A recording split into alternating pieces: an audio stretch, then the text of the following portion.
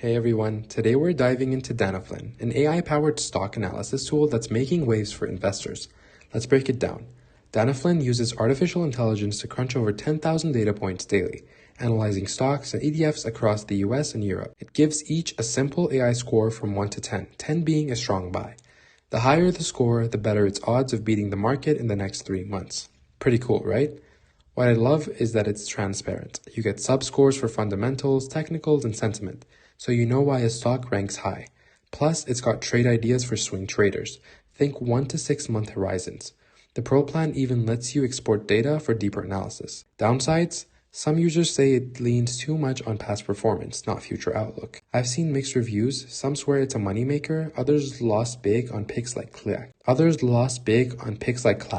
It's not foolproof, so you'll still need your own research. Pricing starts at free with limited reports, then jumps to $25 per month for Plus, or $70 for Pro.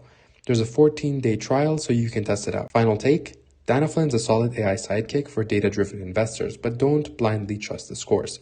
Pair it with your own strategy. That's it, guys. Please like, share, and subscribe, and I'll see you guys next time.